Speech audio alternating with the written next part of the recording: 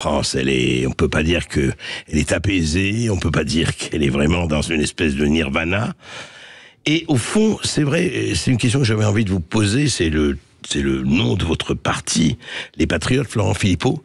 En 2024, à 10 jours des Européennes, on va parler évidemment des Européennes, mais qu'est-ce que ça veut dire un patriote? Qu'est-ce que ça veut dire un patriote français aujourd'hui? Qu'est-ce que ça signifie? Qu'est-ce que ça résonne?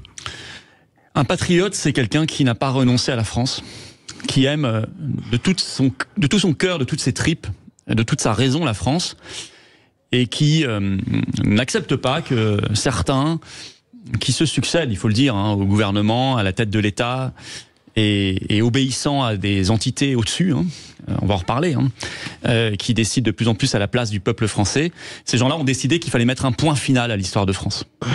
Qu'on allait rayer d'un trait de plume 2000 ans d'histoire, de beauté, de paysage. Vous voulez dire, on l'a fait disparaître? Oui, totalement, de profondeur historique, civilisationnelle, de génie scientifique, de concept d'attachement à la liberté, une certaine vision de l'homme, de la femme. C'était fini, voilà. À une langue aussi. Et je le dis comme cela, je pèse mes mots, parce que quand on accepte d'embarquer la France dans des instances supranationales comme l'Union européenne, par exemple, qui se déclare aujourd'hui prête à devenir officiellement un État. Oui, certains le disent. Oui, j'avais été le premier à alerter quand Mario Draghi l'avait dit, avait craché le morceau en novembre 2023. J'avais fait dans la journée une vidéo, tellement ça m'avait semblé important. Il le dit, mais en fait, ils le pensent tous. Si l'Union européenne devient un État, la France ne l'est plus, que chacun le comprenne bien. Et donc, on sera la génération qui aura mis un point final à une épopée qui me semble pas du tout terminée et morte. Moi, je suis fasciné de voir toujours nos compatriotes capables de vibrer pour la France. Les jeunes capables de vibrer pour la France. Et je vais vous dire une chose, André Berkoff. Je crois que le patriotisme, c'est une idée fondamentalement moderne dans le monde actuel. Tous les grands pays, tous les pays se réapproprient leur identité, leur patriotisme, leur souveraineté. Les États-Unis, la Chine, la Russie, le Brésil, les BRICS, et même des pays qui sont plus petits que la France, mais qui sont très attachés. La Suisse, on voit le Royaume-Uni qui fait le Brexit, qui réfléchit maintenant à quitter l'OMS, à quitter la CEDH pour être vraiment un pays indépendant. Quand on doit affronter les forces de l'argent, des forces aussi idéologiques qui sont contraires à nos intérêts et qui sont celles du mondialisme, on a plus que jamais besoin d'une patrie, d'un pays, d'une nation. Et c'est pour ça que les patriotes, le patriotisme français, ça me semble une idée extraordinairement moderne. Alors justement, si c'est une unité moderne, et vous dites vous-même, voilà, l'Union européenne telle qu'elle a été faite, on va pas refaire l'histoire, il nous faudrait des heures, mais on sait ce que ça donne et ce que ça a donné. Mais quand même, beaucoup de gens disent l'Union européenne, sans cela, on serait perdu. Mais moi, la question, je vous pose le paradoxe, Florian Philippot, c'est que vous et d'autres qui prônent le Frexit, qui prônent donc que la France quitte l'Union européenne telle qu'elle est pour retrouver sa pleine indépendance, et en quoi, effectivement, ça va faire avancer les choses, selon vos vœux, d'essayer de rentrer dans un Parlement européen, où de toute façon, on va pas vous... Les chances sont quand même vos chances, et puis d'autres sont assez minimes. Mais même au-delà de ça, à supposer que vous ayez, et pourquoi pas, quelques députés. Et vous savez très bien les liens qui enserrent les lois, l'extraordinaire faisceau de lois, vous l'avez étudié encore beaucoup plus que moi, et qui enserrent tout cela, et que pour sortir de là, alors vous allez me dire l'Angleterre, mais l'Angleterre ça a pris des années, comment on peut sortir de là? Et donc, est-ce que ce n'aurait pas été plus fort, même pour vous, je parle pour votre parti, pour vos idées, de dire écoutez, surtout, ce Parlement n'a pas lieu d'être et il faut en tout cas le supprimer tel qu'il existe. Juste un mot, pourquoi je dis ça?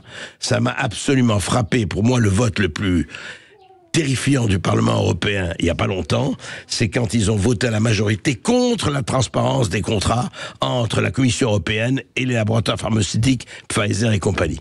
Et que un Parlement européen, enfin, c'est la première chose, on vote, au moins, qu'on soit de droite, de gauche, du centre, d'en haut, d'en bas, on veut la transparence. Donc, ce paradoxe... Il n'y en a pas. Vous avez raison, le Parlement européen ne doit pas exister. Il n'y a de Parlement que quand il y a un peuple à représenter. Donc il ne peut pas y avoir de Parlement européen. Il n'y a pas de peuple européen. Bien sûr que non, il y a un peuple français, allemand, belge, italien, tout ce que vous voulez. Il n'y a pas de peuple français. Il n'y a pas de peuple européen, pardon. Il y a un peuple français. Mais Je veux appliquer une méthode qui s'appelle, on peut l'appeler comme on veut, la méthode Farage, que j'ai bien connue, Nigel Farage, voilà, oui. Ou la méthode Cheval de Troie, si on veut faire référence à l'histoire, qui consiste à se faire élire là-bas pour l'utiliser cyniquement, et j'assume. Je ne suis pas là pour, au Parlement européen, jouer le jeu de la virgule de la directive européenne à renégocier. On ne changera rien de l'Union européenne.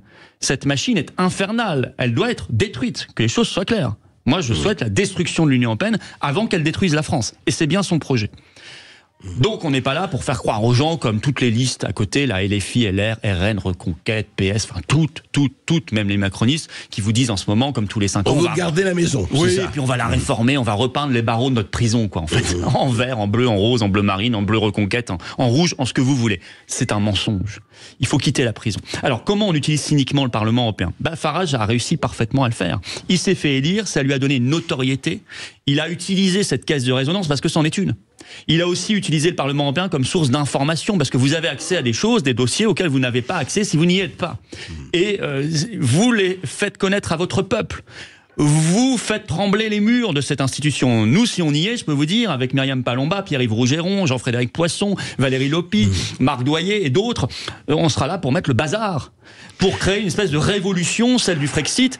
Et le Frexit ne se fera pas dans les murs du Parlement européen, bien évidemment. Le Frexit se fera par une décision nationale en France, comme elle s'est faite au Royaume-Uni par un référendum en juin 2016.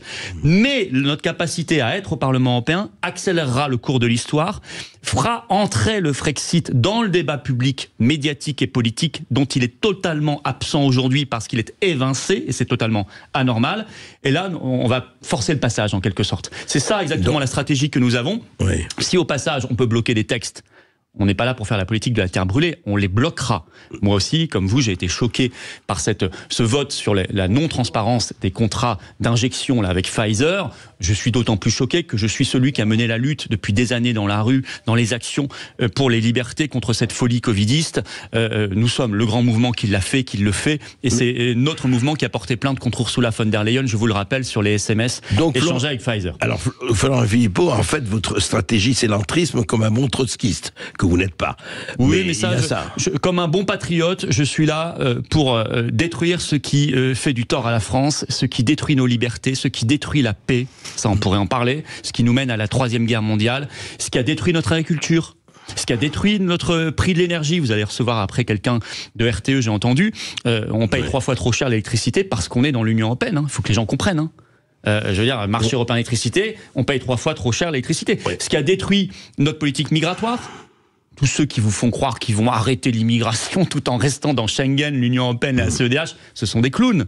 Ce sont des tristes clowns. Parce que vous ne ferez rien de rien, comme Meloni n'a rien fait, si ce n'est qu'elle a doublé l'immigration en Italie, alors qu'elle avait promis l'inverse. Évidemment, là aussi, il faut reprendre le contrôle. Il faut reprendre le contrôle sur la santé, sur nos libertés. Moi, je veux pas de l'identité numérique. Je veux pas de l'euro numérique. Je veux pas du règlement de censure de Monsieur Breton, des réseaux sociaux. Je veux la liberté. Je veux la liberté d'expression. Je veux pas de ce monde infernal.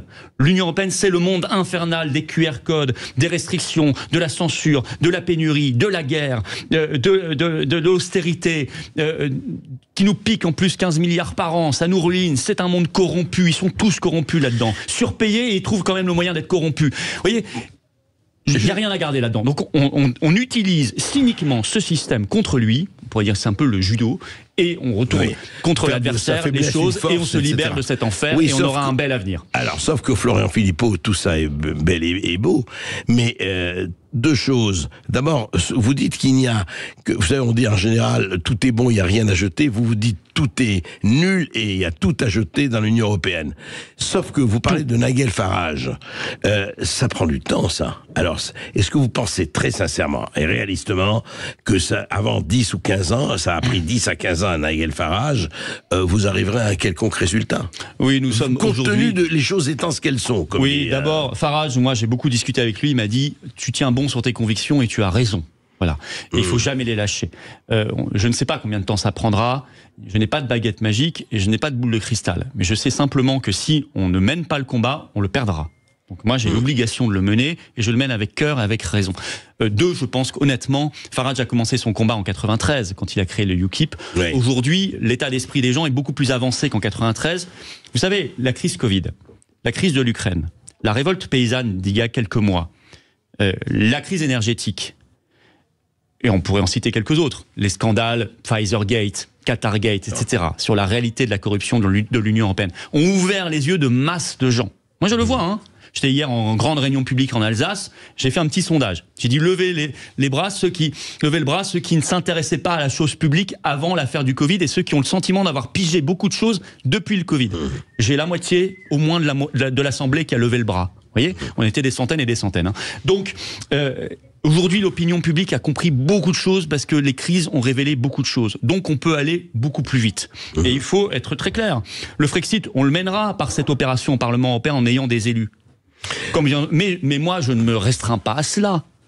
Vous savez, est ressorti une vidéo qui date de 2005, puisqu'on a fêté entre guillemets, les 19 ans du non à la Constitution européenne, le 29 mai 2005, le référendum. Le fameux référendum, oui. Référendum volé, et le dernier auquel on a eu le droit, on sait pourquoi. On avait mal voté, entre guillemets. Il y a une vidéo qui circule. Lisbonne a corrigé ça. Hein. Voilà, quelle honte, quelle trahison. En 2005, c'était ma première télé, j'étais jeune étudiant. À HEC. J'avais été repéré par France 2 parce que j'avais un blog pour la campagne du non, très active. Je menais campagne en dehors des partis politiques, mais déjà pour le non à l'Union européenne. Et j'ai revu ce débat que j'avais pas vu depuis longtemps. Je parlais déjà du libre-échange qui tue l'agriculture et l'industrie. Vous voyez ? Donc les consciences, on les éveille par tout moyen. Manif, élections, devant la justice en portant plainte contre Ursula, nos opérations dans les précédents référendums, etc. On lâchera pas l'affaire. Cohérence. Mais Florent Philippot, une chose. Il n'y a aucun point, franchement, vous n'y allez pas. Est-ce qu'il n'y a aucun point positif dans cette Union européenne depuis qu'elle s'est faite ? Non. Parce que est-ce que vous ne jetez pas tout le bébé avec l'eau du bain ? Non, le bébé, c'est un petit monstre. C'est pas un bébé. C'est Frankenstein pour vous. Oui, vous savez, c'est les bébés qui sortent dans les films d'horreur, là. C'est déjà des petits diables. Non, il n'y a pas de bébé à jeter, il n'y a pas de bébé, c'est une horreur, c'est une monstruosité, ce truc. Il faut s'en débarrasser. Vous savez pourquoi il n'y a pas ? C'est cohérent. L'Union européenne, c'est le rejeton du mondialisme. Il y a plusieurs instances comme ça qui forment un puzzle. L'OTAN, l'OMS, la CEDH, Schengen, l'euro, l'Union européenne, marché européen de l'électricité, pour faire simple. Ces instances sont cohérentes entre elles et propagent la même idéologie. Une idéologie qui dit que les nations et les peuples doivent disparaître, que leur souveraineté doit être transférée à des gens non élus, à des lobbies, à des gens corrompus.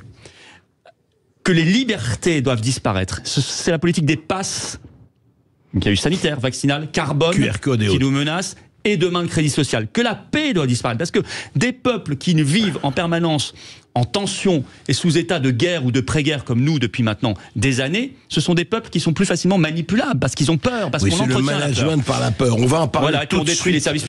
Florian Philippot, ancien vice-président du Front National et aujourd'hui président du parti Les Patriotes, est connu pour ses positions eurosceptiques et sa critique virulente de l'Union européenne.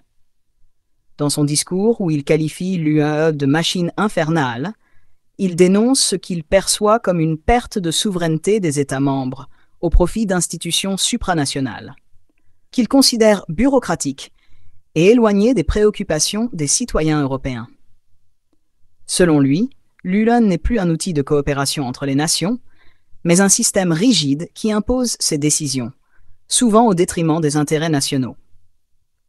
Philippot avance que l'Union européenne, au fil des ans, a progressivement pris le contrôle des domaines stratégiques qui devraient, selon lui, rester sous l'autorité des États. Il cite notamment la politique monétaire, avec l'introduction de l'euro et les politiques économiques, souvent dictées par la Commission européenne ou la Banque centrale européenne.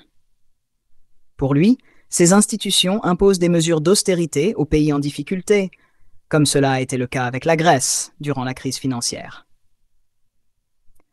Il perçoit cela comme une démonstration que l'UE ne cherche pas à protéger ses citoyens, mais à servir les intérêts financiers.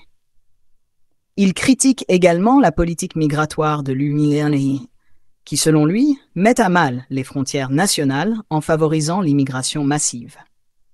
Philippot estime que chaque pays devrait pouvoir décider de sa propre politique migratoire sans interférence extérieure. Selon lui, les décisions prises à Bruxelles ne prennent pas suffisamment en compte les réalités locales et les spécificités des différents pays membres. L'argument principal de Philippot est que l'UE est devenue une structure ingérable, trop lourde, trop complexe, où les décisions se prennent loin des citoyens. Il reproche à l'UE de fonctionner selon une logique bureaucratique où la voix des peuples est souvent ignorée. Cette centralisation des pouvoirs à Bruxelles, selon lui, éloigne les citoyens des processus décisionnels, créant un fossé entre les gouvernements nationaux et les institutions européennes. Il plaide pour un retour aux souverainetés nationales, où chaque État déciderait de ses politiques internes sans subir les pressions extérieures de l'UE.